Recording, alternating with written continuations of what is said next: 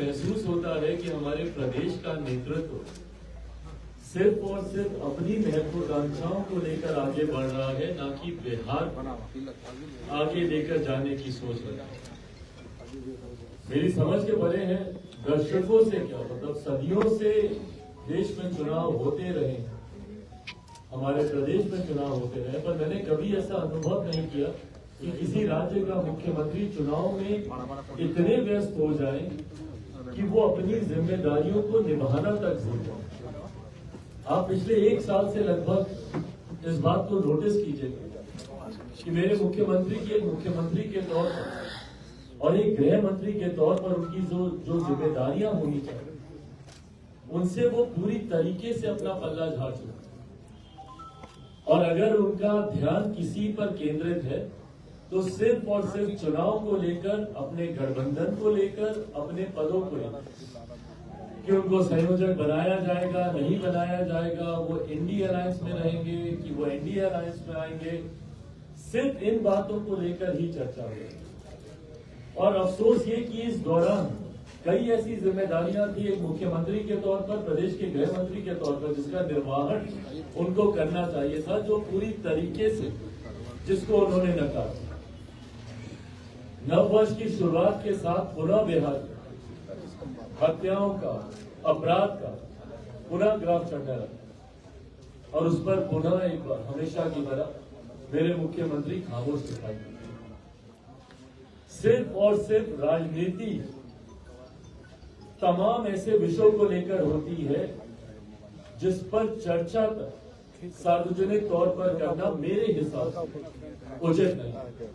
ये एक ऐसा साल है जो दो कारणों से बहुत ज्यादा महत्वपूर्ण है। जहां यकीनन एक तरफ देश में चुनाव है, ये एक बहुत बड़ा महत्वपूर्ण इस साल में होने वाला एक इवेंट है, और उसी के साथ ये साल एक ऐतिहासिक साल है क्योंकि इस साल सदियों से लंबे एक सपना, देश की एक बड़ी आबादी का एक सपना इस साल की शुरुआत में पूरा होने जा रहा है। राम भक्तों की लंबे समय से आस्था रही है कि अयोध्या में भव्य राम मंदिर का निर्माण हो। अफसोस इस बात का रहा कि इस विषय को लेकर दशकों से सिर्फ और सिर्फ इसके ऊपर राजनीति होती है, जो कि नहीं होनी चाहिए। राम मंदिर को हर चुनाव में मुद्दा बनाया गया।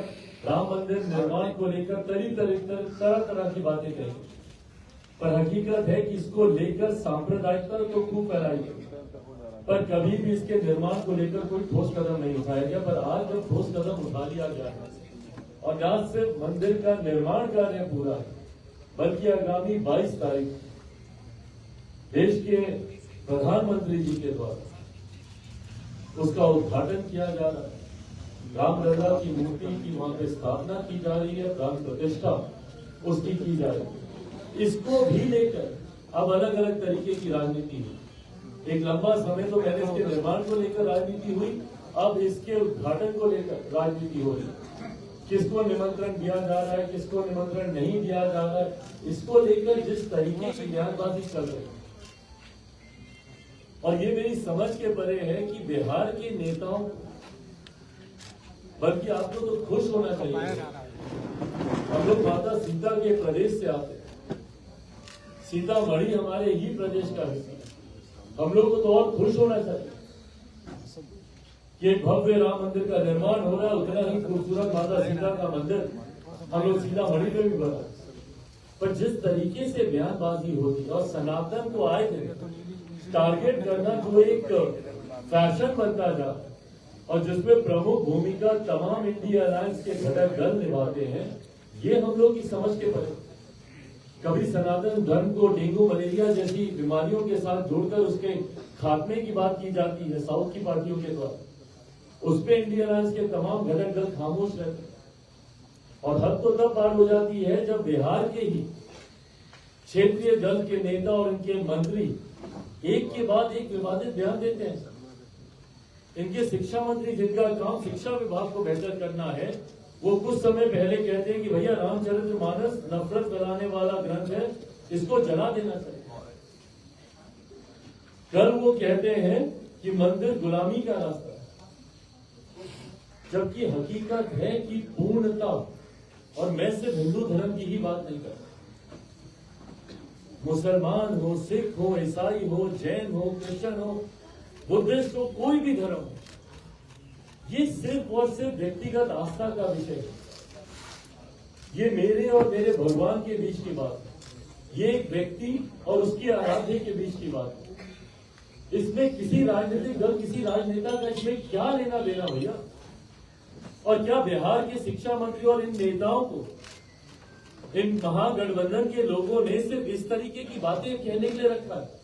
क्या असर पड़ेगा आने वाली पीढ़ी पर इसका? देश ने एक लंबा दौर देखा है जहां पे सांप्रदायिकता की आग लगाकर देश को जलाने का भी काम किया गया। और मैं सिर्फ हिंदू मुस्लिम की बात नहीं कर रहा, मैं सिख दंगों की भी बात कर रहा हूं, मैं विभिन्न और दंगों की भी बात कर रहा हूं। उससे क्या हासिल हुआ किसी को? क्या देश का इंफ्रास्ट्रक्चर उससे बढ़ गया? क्या देश की इकोनॉमी उससे बेहतर हो गई? क्या देश हमारा विकसित देशों की श्रेणी में आकर खड़ा हो गया? किसी को क्या हासिल होता है इस बंटवारे की राजनीति से? और ऐसे में जब एक प्रदेश का मंत्री इस तरीके के बयान देते हैं, क्या ऐसे मंत्री को ऐसे पद पे रहना चाहिए? और वो भी शिक्षा मंत्री,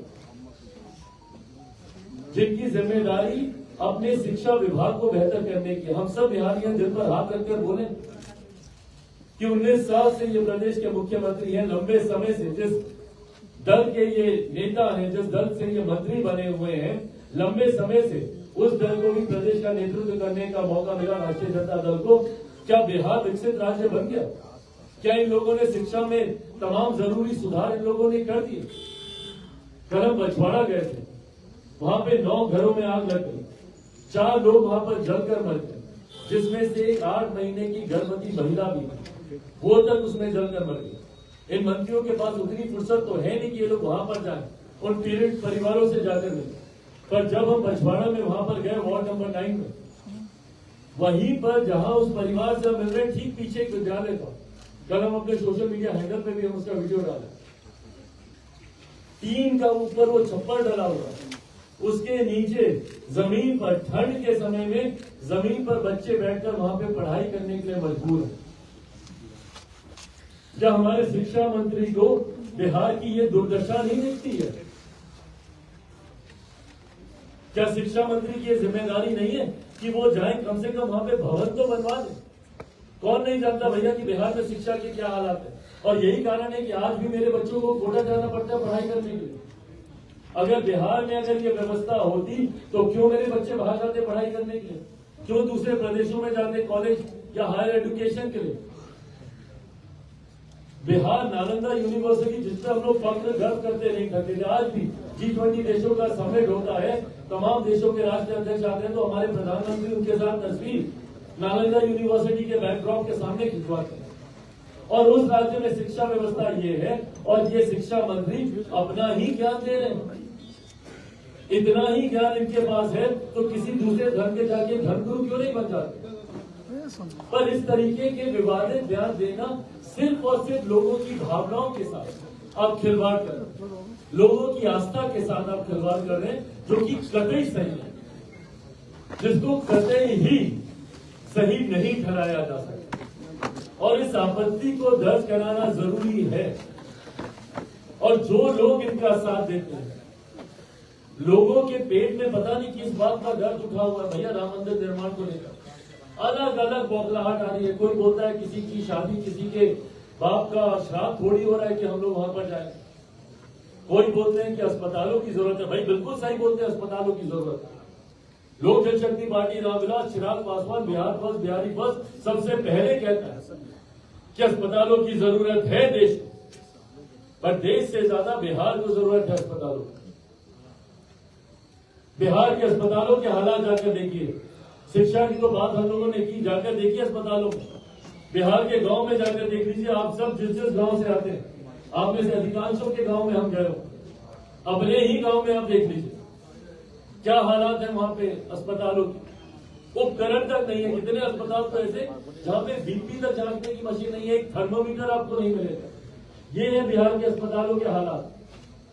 इनको अयोध्या में इनको याद आ रहा है भैया कि अस्पताल बनना नहीं चाहिए। उत्तर प्रदेश की सरकार है भैया, वहां के मुख्यमंत्री हैं योगी आदित्यनाथ जी, जो कि अच्छा कार्य कर रहे हैं। पर बिहार में बताइए ना, बिहार में है क्या ऐसे अस्पताल जिसपे हम लोग कर सके? बिहार में है ऐसी शिक्षा व्यवस्था जिसपे हम लोग कर सके? और उसमें इस तरीके के विवादित बयानों पे बयान, एक के बाद एक इस तरीके के बयान देने का ये लोग काम कर रहे हैं। जबकि आज की तारीख में जिम्मेदारी इनकी बिहार में बढ़ते अपराध को रोकने की होनी चाहिए। इनकी जिम्मेदारी अपनी जिम्मेदारियों को निभाने की होनी चाहिए। कल नवादा गए, जहां पे शहीद चंदन उनके परिवार से हम जाकर मिले। क्या अब मुख्यमंत्री जात पात देखकर शहीदों का भी सम्मान करेंगे? क्या शहीदों के लिए भी उनकी जाति देखी जाएगी, उनका धर्म, उनका मजहब देखा जाएगा? आप सब लोग गए होंगे उसके घर पर, शहीद चंदन जी के घर पर। टिन के घर में, टिन की छत के नीचे उनका परिवार है। क्या इसके लिए उसने अपना सर्वोच्च बलिदान दिया? क्या हम लोग इतना तक नहीं कर सकते कि एक शहीद के परिवार को उनके जाने के बाद उनके परिवार को एक सम्मानजनक जिंदगी दे सके? क्या इतना करना किसी सरकार के लिए बहुत कठिन कार्य है क्या? कितनी लागत लगेगी भाई उसमें? और उसमें आपको लागत क्या लगानी? केंद्र सरकार की योजनाएं, उसके तहत भी आप प्राथमिकता के आधार पर प्रधानमंत्री आवास योजना के तहत भी आप कर सकते हैं। डीएम से हम बात के डीएम बोलते हैं, इसके लिए कोई योजना नहीं है हमारे पास। क्या सरकार एक शहादत को सम्मान देने के लिए भी योजना का इंतजार करेगी? हम लोग इतना नीचे गिर गए हैं। उनके बूढ़े पिता हैं, उनको नहीं पता कि आने वाले दिनों में उनका रहन सहन, गुजर बसर कैसे हो, नहीं पता। कितना मुश्किल है उनके परिवार में से किसी एक आश्रित को सरकारी नौकरी देना। 10 लाख नौकरी देंगे तो फलाना देंगे, ढिमकाना देंगे। एक शहीद परिवार के सदस्य को आप नौकरी नहीं दे पा रहे, उसका आप घर बनवा कर आप नहीं दे पा रहे। भाई हम लोग तो कर रहे हैं, इससे पहले कि आप लोग ये सवाल करें, हम लोग कर रहे हैं। जितनी आर्थिक मदद है वो भी हम करके आए। आने वाले दिनों में उनके घर के निर्माण को लेकर भी जितना खर्चा लगेगा वो भी हम लोग करेंगे। पर हमारी सीमाएं हैं, पर सरकार के पास तो ऐसी सीमाएं नहीं है ना। वो तो चाहे तो बहुत बेहतर व्यवस्था उनके लिए कर सकते, पर ये सोच नहीं है, ये नीयत नहीं है।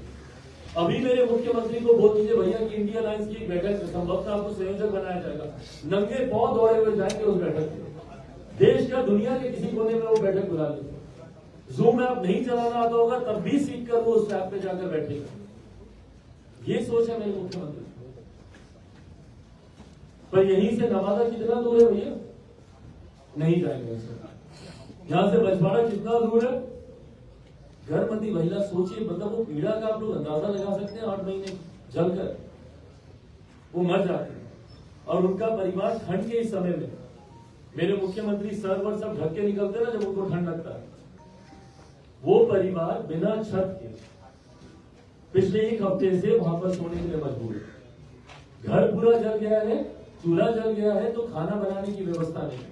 प्रशासन इतना नहीं कर सकता कि 2 वक्त खिचड़ी ही बना के दे, दाल चावल ही बनाकर दे, नहीं, एक त्रिपाल ही लगा दे वहां पर कि ठंडी हवा से कम बच जाए, नहीं। ये बिहारियों के प्रति मौजूदा सरकार की सोच है और इन लोगों को चुनाव लड़ना है। भागे हुए जाते हैं इनके घटक दल के नेता सीट बंटवारे को लेकर दिल्ली में चर्चा करते हैं। दिल्ली में चर्चाएं इनके लिए महत्वपूर्ण है। बिहारी ठंड में जल रहे, ठंड में मर रहे, उनसे इनको फर्क नहीं पड़ता। छोटे छोटे बच्चे ठंड की चपेट में आके मर, कितने रह बसेरा इनके द्वारा बनाए गए, कितनी जगह इंतजाम इनके द्वारा किए गए। कल ही सोनो में एक छोटा बच्चा मर गया वहां पे।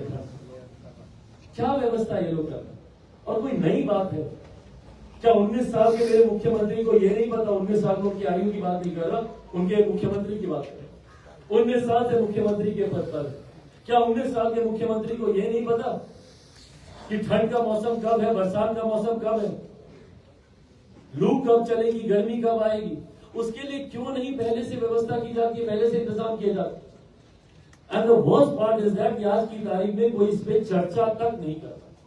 चर्चा हो रही है तो सिर्फ सीट बंटवारे को लेकर, चर्चा हो रही है तो मेरे मुख्यमंत्री के संयोजक बनने को लेकर, चर्चा हो रही है तो इस बात को लेकर कि खरमास के बाद क्या होगा। क्या 15-16 तारीख को हम लोग कोई नया समीकरण देखने वाले हैं?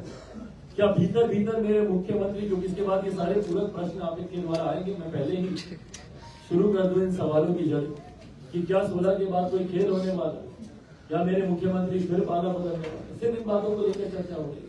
पर आम बिहार जो आपके मतदाता हैं, जो आपके लिए कल को जाकर वोट करेंगे, वोट बैंक की ही राजनीति अगर आप करते हैं तो कम से कम उस वोट को तो साधने का काम करे मौजूदा सरकार। कम से कम सुख दुख की घड़ी में उनके साथ तो खड़ा होने का काम करें। आए दिन भैया हम लोग बिहार के हर एक जिले, बिहार के हर एक कोने में हम लोग जाने का हम लोग काम करें और प्रयास यही है कि ज्यादा से ज्यादा लोगों तक पहुंचा। प्रयास यही है कि ज्यादा से ज्यादा लोगों की समस्या सुनी और बिहार फर्स्ट, बिहारी फर्स्ट जिस लक्ष्य के साथ हम लोग उसमें आए दिन उसमें हम लोग संशोधन करते हैं, आए दिन संशोधन करते हैं। आप यकीन नहीं मानिएगा, हमारा बैक ऑफिस हमसे परेशान होता है कि भैया अभी हम लोग 5000 कॉपी प्रिंट कर पाए, फिर आप इसमें 2 चीजें जोड़। ये अनुभव है और ये अनुभव तब आता है जब आप गांव देहातों में जाते हैं। हकीकत है हिंदुस्तान गांव में ही बसता है और जब तक आप गांव में नहीं जाइए, जब तक आप गांव से नहीं जुड़िएगा, आप देश की, आप बिहार तकलीफों को आप नहीं समझ पाएंगे। और मेरे मुख्यमंत्री एक अनन्य मार्ग से निकलना जरूरी नहीं समझते। आखिरी बार कब गए थे ये किसी दौरे, आखिरी बार कब गए थे किसी ऐसे कार्यक्रम में जहां पे ये बिहार आम बिहारियों से मिला, बिना किसी व्हाइट मास्किंग के, बिना गंदगी इनके सामने से छुपाए हुए, बिना से उन्हीं लोगों के इनके सामने लाए हुए जो इनके गुणगान की बातें करें। बहरहाल ये मेरे मुख्यमंत्री के कार्यशैली का हिस्सा रहा होगा। आने वाले दिनों में बिहार की जनता इनको जवाब देगी और ये बात तो तय है। और ये मैं इसलिए नहीं कि एनडीए गठबंधन का हम लोग हिस्सा हैं, ये बात तय है कि आने वाले समय 2024 में जब लोकसभा के चुनाव होंगे बिहार में महागठबंधन, हमको नहीं पता इनका इंडिया अलायंस बनेगा कि नहीं बनेगा, पर कम से कम महागठबंधन चले। इतना जरूर तय है कि महागठबंधन एक भी सीट बिहार में नहीं जीतेगा। 2019 में जरूर किशनगंज की एक सीट ये लोग जीतने में लोग कामयाब रहे थे। इस बार 40 की 40 सीट एनडीए गठबंधन जीतेगा, उसमें कहीं कोई संदेह नहीं। और मेरा ये दावा बिहार में हर एक जिले में, परसों हम लोग का मधुबनी में कार्यक्रम था, वो तस्वीर आप लोगों ने देखी। जिस तरीके से इस ठंड के बावजूद जिस तरीके से बिहार फर्स्ट, बिहारी फर्स्ट को समर्थन मिल रहा है। अभी 16 तारीख हम लोग का हाजीपुर में कार्यक्रम और यकीनन अभी तक के पार्टी के सर्वश्रेष्ठ कार्यक्रमों में से एक कार्यक्रम होगा। हम टिपिकल पॉलिटिकल लैंग्वेज में वैसा नहीं बोलेंगे कि ऐतिहासिक कार्यक्रम हम लोग करने जा रहे हैं, क्योंकि कई लोग ऐसे दावे कर चुके हैं ऐतिहासिक कार्यक्रमों की और उनकी पोल भी खुल। और यकीनन पार्टी के जितने ऐसे बड़े कार्यक्रम हैं उनमें से बहुत बड़ा कार्यक्रम हम लोग 16 तारीख को हम लोग हाजीपुर में करने जा रहे हैं। अक्षरवट राय स्टेडियम में ये कार्यक्रम 16 तारीख को निर्धारित हुआ है। 12:15 बजे इस कार्यक्रम का समय रखा गया है। प्रदेश के और राष्ट्रीय तमाम नेताओं अपनी अपनी जिम्मेदारी को समझते हुए हाजीपुर लोकसभा में, वैशाली जिले में वहां पे काम करना शुरू किया और एक भव्य तरीके से इस कार्यक्रम को स्वरूप देने का प्रयास है। और मैं मानकर चलता हूं ये बड़ा कार्यक्रम होगा। इससे पहले कि आप लोग पूछें कि क्या मैं वहां पे कोई शक्ति प्रदर्शन करने का प्रयास कर रहा हूं या मैं वहां पे एक बड़े कार्यक्रम के माध्यम से कोई दबाव की राजनीति करने का मैं प्रयास कर रहा हूं, ये सारे पूरक प्रश्न आएंगे, जवाब मैं पहले ही दे देता हूं। ऐसा कोई उद्देश्य नहीं। हाजीपुर मैंने बार बार कहा है मेरा परिवार है। जब से मैंने होश नहीं भी संभाला था, जब से मुझे राजनीति नहीं भी पता थी कि क्या होता है नहीं होता है, अपने पिता की उंगली पकड़ हाजीपुर में जाता रहा हूँ। तो हाजीपुर कभी भी मेरे लिए कोई शक्ति प्रदर्शन का या किसी बात को सिद्ध करने का क्षेत्र कभी नहीं हो सकता। हमेशा से वो मेरा परिवार रहा है। जैसे जमुई मेरा परिवार है, पर जमुई हो संभालने के बाद, कार्य से जुड़ने के बाद मैं जमुई गया और उसके बाद वहां से वो रिश्ता जुड़ा। पर हाजीपुर से ये रिश्ता बचपन से रहा है और उसी रिश्ते को और मजबूत करने की कड़ी 16 तारीख ये कार्यक्रम हम लोग आयोजित करने जा रहे हैं। और इसके अलावा चिराग जी, कुछ दिन पूर्व जो है आपने एक कार्यक्रम पटना के बापू सभागार में की थी। चिराग जी, आपने कुछ दिन पूर्व पटना के बापू सभागार में एक कार्यक्रम की थी जिसमें जो है वीणा देवी सांसद पहुंची थी। इस कार्यक्रम में भी आएंगी? क्या आपकी पार्टी से चुनाव लड़ेंगी वो? ऐसा कुछ आपने प्लान किया है? पार्टी से कौन चुनाव लड़ेगा, नहीं लड़ेगा, कहां से लड़ेगा, ये पार्टी का संसदीय बोर्ड ही अंत में ये फैसला करेगा। और ये मतलब फेस बाई फेस ये सारी चीजें होती हैं। पहले सीटों को लेकर चर्चाएं होती हैं, सीटों की संख्या पहले तय की जाती है, संख्या तय होने के बाद सीटों का चयन किया जाता है, चयन होने के बाद प्रत्याशियों के नाम पे चर्चा होती है और उसके बाद उसकी घोषणा होती है। ये क्रम रहा। लेकिन जो लोग आप आने वाले दिनों में, पर जहां तक आपने वीणा जी की बात की है, वीणा जी यकीनन लोक जनशक्ति पार्टी और बिहार फर्स्ट बिहारी फर्स्ट के साथ वो जुड़ी हुई है। बिहार फर्स्ट बिहारी फर्स्ट में उन्होंने अपना समर्थन दिखाया है, स्थापना दिवस में भी हो रही है और आगामी 16 तारीख के कार्यक्रम। आपको नहीं लगता जो लोग धोखा देकर गए उनको आप वापिस कर रहे हैं? विनीता बीजेपी ज्वाइन करने वाली है 21 तारीख को संभवतः कार्यक्रम आप लोगों का।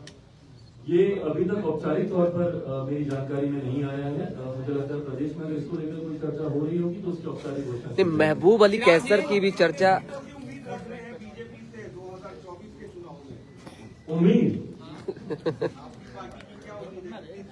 भाई, उम्मीद की बात करें तो उम्मीदें तो सामने देख लीजिए जब हम लोग एक गठबंधन का हिस्सा है तो यकीनन गठबंधन में तमाम दलों को वो सम्मान मिले और यकीनन एनडीए गठबंधन में कई और दल भी हैं।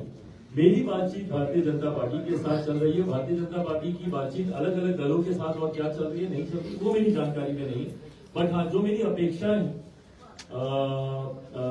जो मेरी उम्मीद है, उस आधार पर सकारात्मक बातचीत चल रही है। मुझे लगता है जल्द ही इसकी औपचारिक घोषणा भी कर दी जाएगी। चिराग जी, एनआईओएस डीएलईडी के अभ्यर्थी आपसे मुलाकात किए थे, आपने उन्हें भरोसा भी दिया था कि मैं शिक्षा मंत्री से मुलाकात करूंगा, क्या आपने मुलाकात किया? अरे भाई कहाँ चले गए? तो मुझे अभी तक समय वहाँ से नहीं मिला है, पर हाँ लिखित रूप में उन तक उनकी ये समस्या, उनकी मांग, जिसका मैं समर्थन करता हूँ, जरूर पहुँचा दी गई है। आज मैं कतई नहीं बता पाऊंगा, कम से कम। और देखिए, ये मैं तब तक नहीं बता पाऊंगा जब तक सारे दल एक साथ बैठकर साझा। आप सब अनुभवी हैं, ये पहली बार ऐसा सामने नहीं देखिए हुआ। सर। हमेशा आप लोगों ने देखा है कि तमाम घटक दल एक साथ ही बैठकर सीटों की संख्या की औपचारिक घोषणा करते हैं, एक साथ बैठकर ही सीटों के चयन की घोषणा करते हैं और प्रत्याशियों के नाम की घोषणा की जाती है। ये गठबंधन धर्म की मर्यादा ही है। नहीं, लेकिन चुनाव नजदीक है चिराग जी। मुझे लगता है चिराग जी चुनाव नजदीक है। चिराग जी चुनाव नजदीक है, महबूब अली कैसर के भी साथ आने की चर्चा है, तो नहीं लगता है जो लोग धोखा देकर गए उन्हें वापसी कर रहे हैं आप? किसी तरह का कोई उनसे अपेक्षा है आपकी? ये मेरी पार्टी की चिंता का विषय है, इसे मुझ और मेरी पार्टी तक ही रहने दें। जनता को इस बात से लेना देना है कि भाई कौन कहां से चुनाव लड़ रहा है। चिराग जी, अंत में ये फैसला पार्टी का संसदीय बोर्ड चिराग जी, करेगा। 40 आपने दावा किया है कि 40 की 40 लोकसभा सीट एनडीए जीतेगी, इस आधार पर क्या अपनी भीड़, अपने आपके जो चिराग पासवान के पास जो क्राउड आ रही है उसी को देखकर क्या दावा कर रहे हैं? नहीं, मैं सिर्फ अपनी भीड़ ही नहीं, मैं मेरे प्रधानमंत्री आदरणीय नरेंद्र मोदी जी के प्रति जो जनता का विश्वास हर बीते साल के साथ बढ़ता जा रहा है। अभी तक की सरकारों में हम लोगों ने एक एंटी इनकम्बेंसी देखी थी, पर ये पहली बार केंद्र में एक ऐसी सरकार आई है जो कि हर बीते साल के साथ प्रो कम्बेंसी की ओर ये बढ़ती है। हम लोगों ने 2014 से बड़ा जनादेश जनता के द्वारा एनडीए के पक्ष में मिलता हुआ 2019 में देखा। मेरे विश्वास है और मेरे विश्वास को जनता का उत्साह ही बढ़ाता है कि 2024 में 2019 से बड़ा जनादेश हम लोग को मिलने जा रहा है। मैं मानता हूं कि संभवतः, और ये कोई बड़ी बात नहीं होगी, 400 से ज्यादा सीटें इस बार केंद्र में एनडीए गठबंधन जीतकर भारत की संसद में हम लोग जाएं तो ये भी बड़ी बात नहीं होगी। इसके पीछे कारण है प्रधानमंत्री जी का जनता से किया गया वादा और उन वादों को पूरा करना। मोदी की गारंटी जिसकी बात हम लोग करते हैं, मोदी की गारंटी 2014 में, 2019 में, 2024 तक वो गारंटी पूरी हुई है। लाभार्थियों की संख्या जिस तरीके से बढ़ी है और उनका विश्वास जिस तरीके से केंद्र सरकार, तो केंद्र सरकार के प्रति विश्वास, बिहार फर्स्ट बिहारी फर्स्ट के प्रति विश्वास, यकीनन जब मैं सभाओं में जाता हूं जो भीड़ आती है उनमें जो उत्साह दिखता है, ये मेरे विश्वास को बढ़ाता है कि 40 की 40 सीटें हम लोग यहाँ से जीतेंगे। सेंटर होम की एक महिला ने फिर से ये आरोप लगाया 2 साल बाद, क्या 5 महिलाओं के साथ गलत काम होता है? नेता अधिकारी ये तमाम बातें बता रहे हैं। भाई मैं बिल्कुल मानता हूँ ये होता है, और इस दिशा में जिस तरीके से बिहार का प्रशासन आपने बूंद कर बैठा है, जिस तरीके से संरक्षण में बिहार सरकार के और बिहार प्रशासन के संरक्षण में ऐसी शर्मनाक घटनाओं को अंजाम दिया जाता है और दोषियों के नाम को महज 24 घंटे के भीतर क्लीन चिट दे दी जाती है, ये दर्शाता है कि अपराधियों को संरक्षण देने का काम बिहार की सरकार करती है। 2019 में जो विपक्ष था वह यूनाइटेड नहीं था। इस बार पहली बार ऐसा देखने को मिल रहा है कि 2024 में विपक्ष जो है पूरी तरह से यूनाइटेड है। ये ऐसा अभी तक दिख रहा है। अभी अधिसूचना आनी बाकी है, चुनावों की तारीख आनी बाकी है। क्या ये चुनाव तक ये विपक्ष इसी तरीके से एक साथ रहेगा? मुझे नहीं लगता। मेरा भी 2014 का भी अनुभव है, 2019 का भी अनुभव है, तब भी विपक्ष ने एकजुट होने का प्रयास किया था। आप मुझे बताइए ना, कैसे इन लोगों का तालमेल बंगाल में बैठेगा? क्या कांग्रेस महज 2 सीटों पर चुनाव लड़ेगी जो ममता बनर्जी जी इनको देना चाहती है? आम आदमी पार्टी से इनकी बातचीत चल रही है। वो आम आदमी पार्टी जो पंजाब में 13 की 13 सीटों पर चुनाव लड़ने की घोषणा पहले से ही कर चुकी है। दिल्ली में क्या कांग्रेस और आम आदमी पार्टी का समझौता हो पाएगा? क्या महाराष्ट्र में उद्धव गुट ने पहले ही घोषणा कर दी है कि भैया हम लोग 23 सीटों पर हम लोग चुनाव लड़े? बिहार में अभी तक औपचारिक घोषणा नहीं हुई है, पर 2 सीटों पर औपचारिक प्रत्याशी जनता दल यूनाइटेड के द्वारा घोषित कर दिए गए। कई ऐसी सीटें हैं मुंगेर वगैरह जैसी, जहाँ पे सब जानते हैं कि भैया कौन किस दल से वहां पे चुनाव लड़ेगा। तो ऐसे में क्या चुनाव आते आते तक भी ये इंडिया अलायंस एक रहेगा? ये बहुत बड़ा प्रश्न है। अभी तो खरमास के बाद भी भैया कई लोग खेलों की बात कर रहे हैं, अब बिहार में ही खेल की बात की जा रही है। और हकीकत है, when it comes to my chief minister, you can never say never. कुछ भी संभव है जब मेरे मुख्यमंत्री की बात आती है। तो ऐसे में अभी भी गंगा से काफी पानी बहना बाकी है। चुनाव आते आते तक कई और परिस्थितियां बदलेंगी। तो ऐसे में इंडिया अलायंस का स्वरूप चुनाव के वक्त क्या रहेगा, ये देखिए। आप भी मानते हैं नीतीश कुमार आ सकते हैं? आपने शहादत का जिक्र किया था, अभी आपने अपने प्रेस कॉन्फ्रेंस शहीदों का जिक्र किया था। एक अमृतपाल सिंह अग्निवीर से शहीद हुए थे, उनको तो शहादत का दर्जा भी नहीं मिला और प्राइवेट एम्बुलेंस उनको छोड़ के जाया गया था। तो क्या आप इसके लिए आपने होम मिनिस्ट्री से बात किया? कुछ बात करने की जरूरत नहीं है, सरकार की नीयत को दर्शाता है। ये ऐसी बातें हैं जो आपके संज्ञान में देकर, भाई अगर शहीदों के लिए भी अगर आपको सम्मान मांगने की ही जरूरत है तो फिर ऐसी शहादत किस काम की? अगर शहीदों के लिए भी अगर आपको मांगना ही पड़े, किसी के सामने हाथ ही फैलाने पड़े, ये वो शहीद हैं जो अपना सर्वोच्च बलिदान करते हैं हमारी सुरक्षा। पर अगर ऐसे में भी अगर सरकारें लापरवाही करती, भाई बगल के ही राज्य में चले जाइए ना, उत्तर प्रदेश में, समय अमृतपाल सिंह की बात क्या कर रहा कुछ हूं। सुविधाएं नहीं दी जाती? पर ऐसे में अगर यहाँ पे नहीं दिया जाता है तो कहीं ना कहीं सरकार की बदनीयती को ये दर्शाता है। जीआरडी में अग्निवीर के अमृतपाल सिंह की बात कर रहा हूँ, उस पर 6 सीटों पर ही निपटारा कर दिया जाएगा। कैसे देखते हैं? क्या अब देखते हैं कौन कितने पे निपटता है।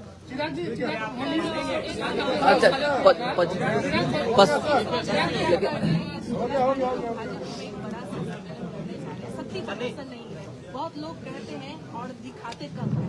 या ये आपका कटाक्ष किसके ऊपर है? क्या बस कोई बात है? अब ये भी कहने की जरूरत लेकिन लेकिन लेकिन अरे यार पैसा नहीं है, देखिए ठीक है। साथियों, एक और निमंत्रण आप सबको 17 तारीख को यही प्रदेश कार्यालय में दही चूरन का आयोजन है। आप सब आमंत्रित हैं, आए दही चूरे के साथ।